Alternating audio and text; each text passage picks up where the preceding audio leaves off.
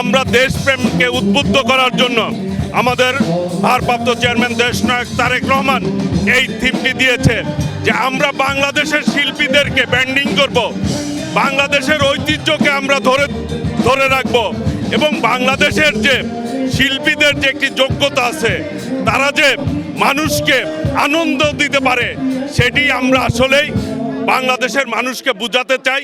গত 15.5 বছর ধরে বাংলাদেশি শিল্পীদেরকে যেরকম উপেক্ষিত করা হয়েছে, বাংলাদেশের যে কোনো অনুষ্ঠানে ভারতীয় শিল্পীদের আধিক্য, জন্মদিন, বিবাহবার্ষিকী, এমনকি সুন্নতে খতনাতেও ভারতীয় শিল্পীরা বাংলাদেশে গান গেয়ে গিয়েছে।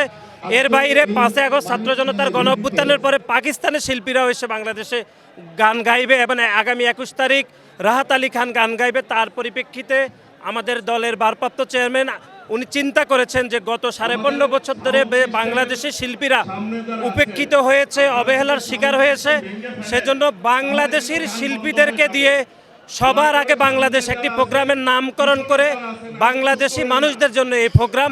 বাংলাদেশের সংস্কৃতিকে এগিয়ে নেওয়ার জন্য বাংলাদেশের যে শিল্পীরা রয়েছে তাদেরকে আরও সমৃদ্ধ করার জন্য এই আয়োজন করেছি।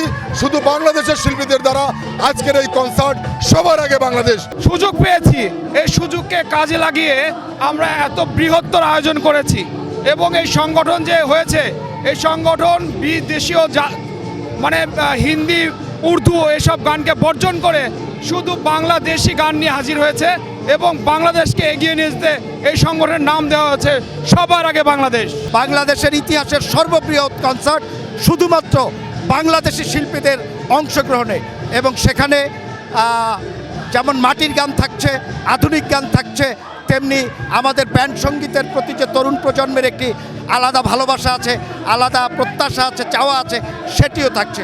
সব মিলিয়ে বাংলাদেশের মানুষের এটি একটি বাংলাদেশি প্রোগ্রাম এবং বাংলাদেশ সবার আগে বাংলাদেশ এই স্লোগানকে সামনে রেখেই আমরা এই প্রোগ্রাম দিয়ে সূচনা করেছি।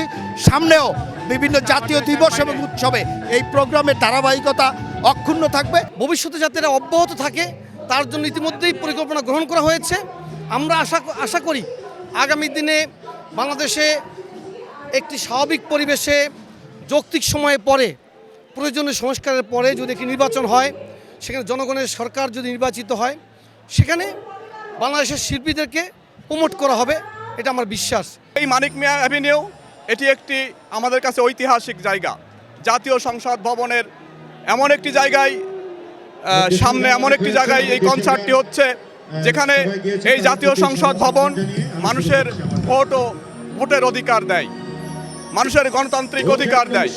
সেই ভোটের অধিকার, গণতান্ত্রিক অধিকার কেড়ে নিয়েছিল ফ্যাসিস্ট আওয়ামী লীগ। এবং আজকে এই যে লক্ষ লক্ষ জনতা এখানে হাজির হয়ে আপনার জানান দিল যে তাদের কাছে কোনো ফ্যাসিবাদ নয়, সবার আগে আসলে বাংলাদেশ। আমরা বাংলাদেশের সংস্কৃতি বিকাশের স্বার্থে বাংলাদেশের শিল্পী যারা রয়েছে তাদেরকে প্রাধান্য দিয়ে আমরা সবার আগে বাংলাদেশ এই স্লোগানটি ধারণ করে আগামীর বাংলাদেশ বিনির্মাণ করতে চাই। অর্থাৎ দেশীয় সংস্কৃতি, দেশীয় শিল্পীদের নিয়েই আগামীর বাংলাদেশ বিনির্মাণ করব।